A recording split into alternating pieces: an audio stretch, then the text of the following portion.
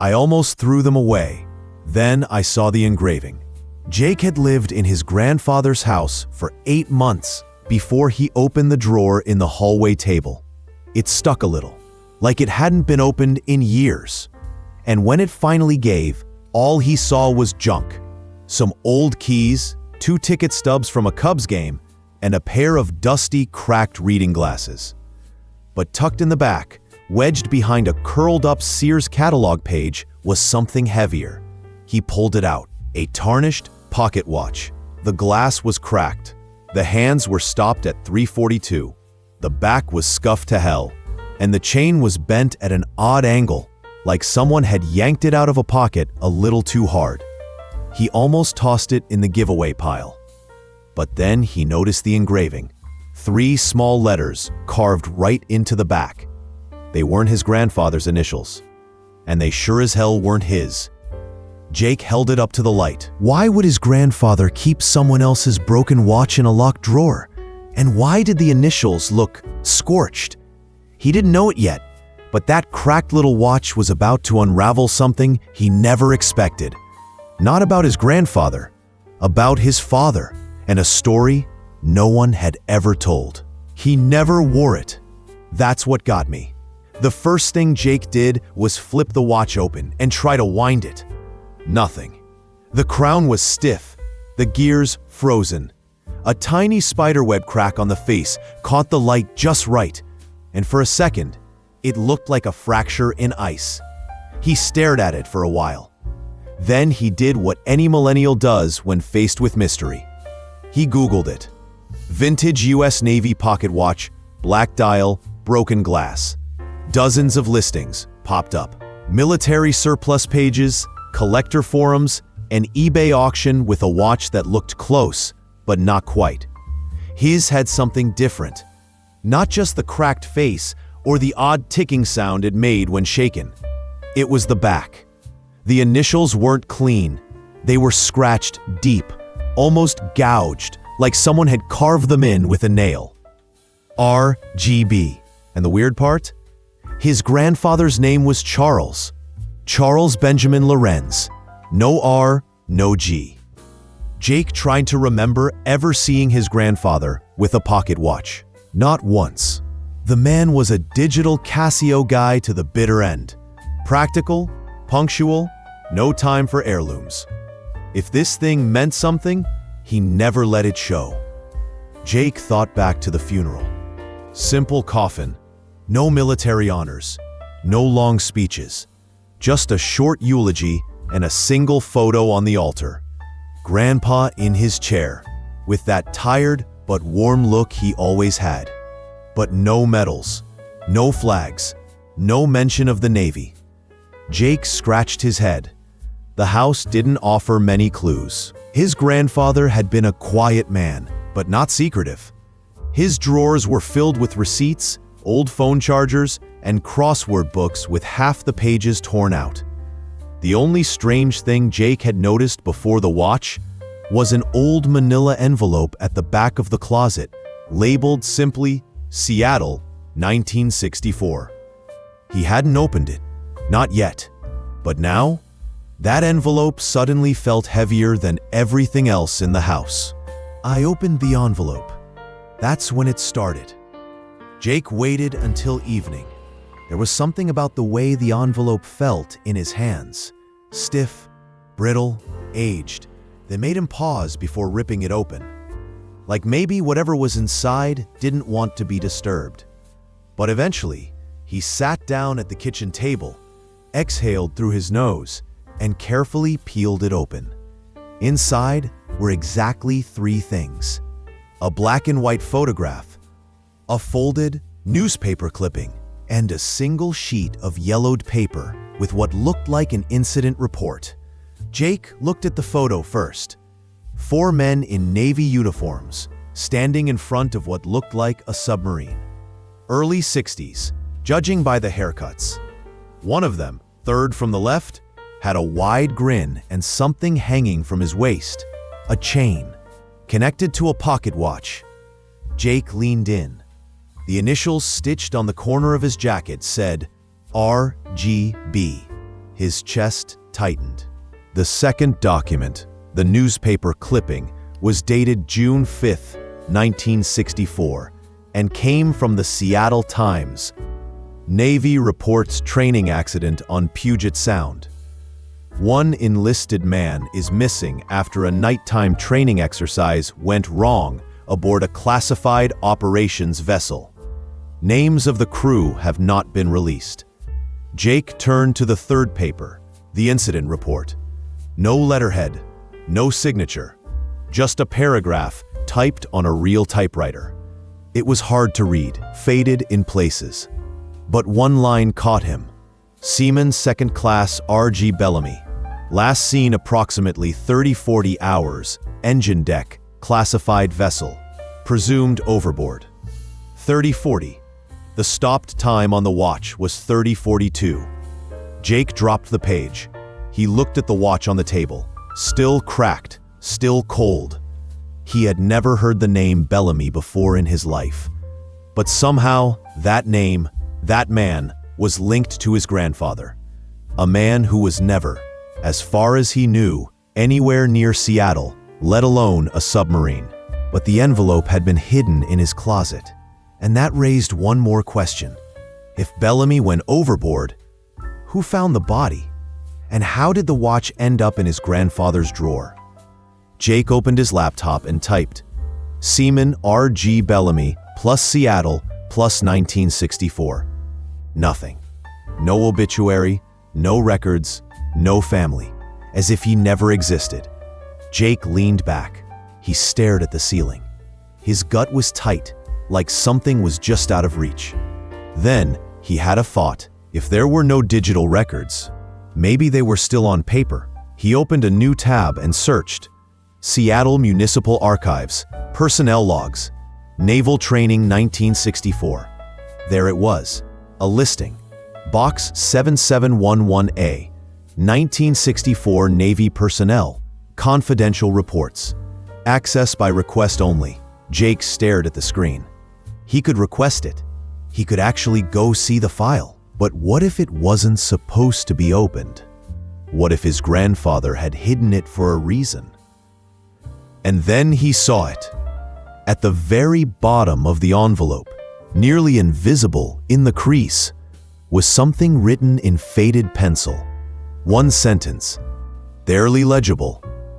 Don't let this disappear again. The box was heavier than it looked. Jake didn't tell anyone where he was going. The Seattle Municipal Archives were quiet on a Monday. The kind of quiet that hummed. The woman at the front desk looked like she hadn't blinked in 5 minutes. He gave her the number, Box 7711A. She raised an eyebrow. Restricted, but not sealed.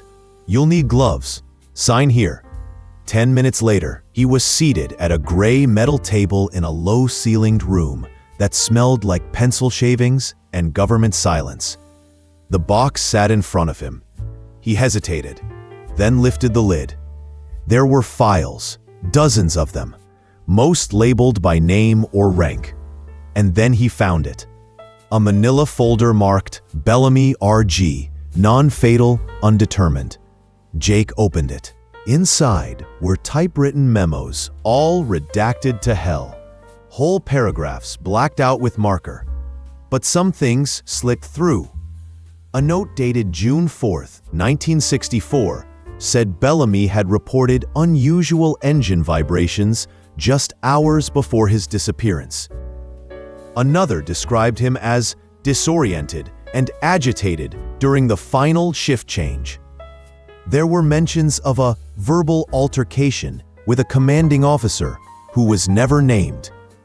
Then, stapled at the back, a photocopy of a handwritten letter. Jake adjusted the lamp, leaned closer. To whom it may concern, I do not believe Seaman Bellamy fell. I believe he was pushed. I believe it was covered up. There was no signature. Jake's mouth went dry. He kept flipping. Near the back of the folder was a small envelope, yellowed and sealed with what looked like wax, already cracked.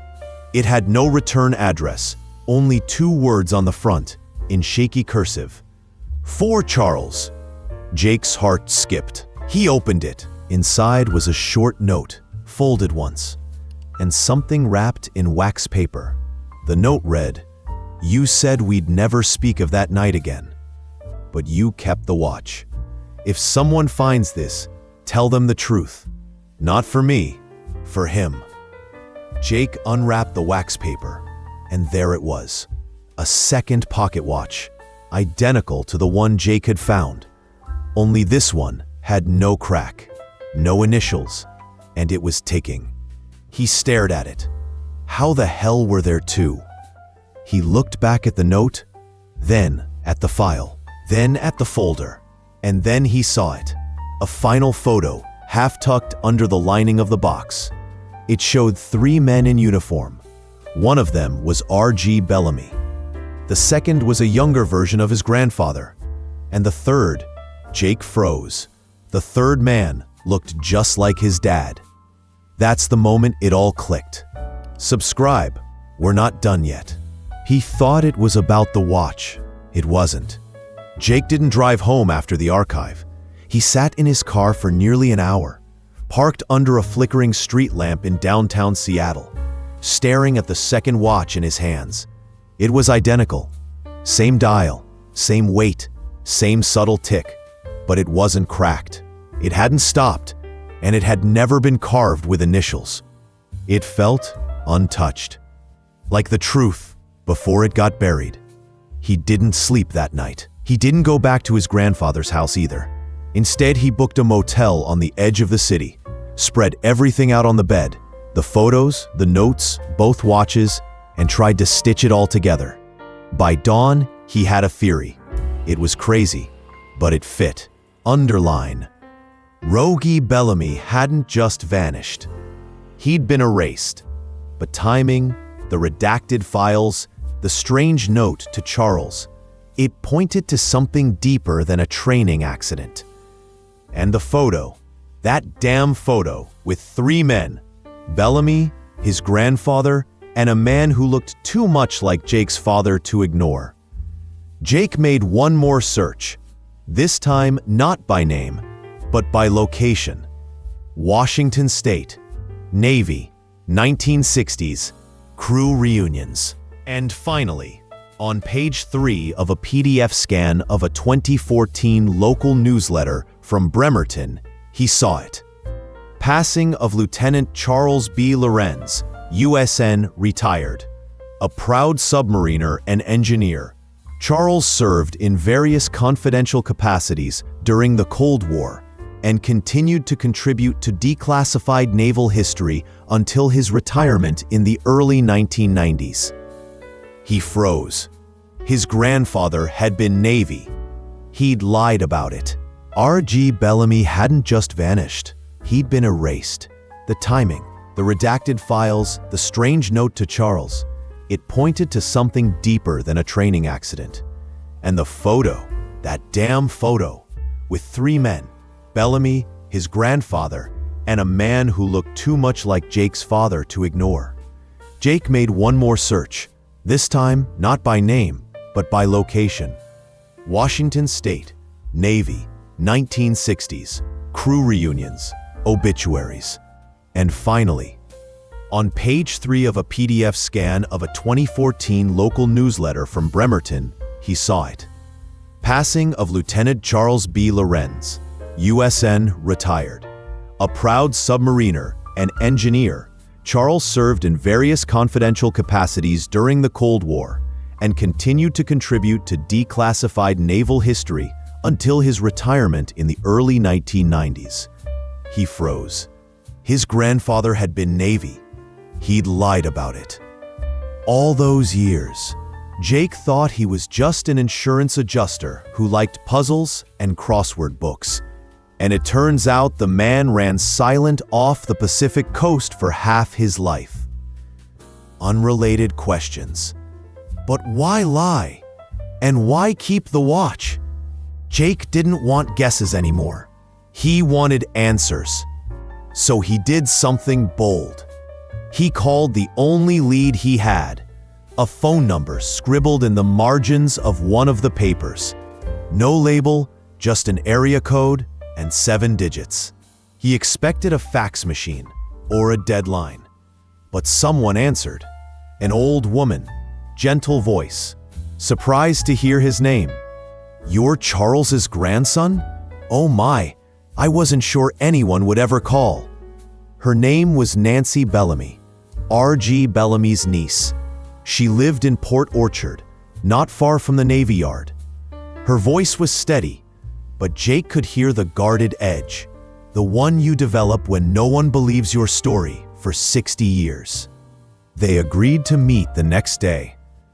Nancy lived in a quiet, sloped house with a view of the water and a porch that creaked when Jake stepped on it. She met him at the door like she'd known him all his life. "I wasn't there, of course," she said, pouring tea into chipped mugs. "I was 4 when Richard disappeared.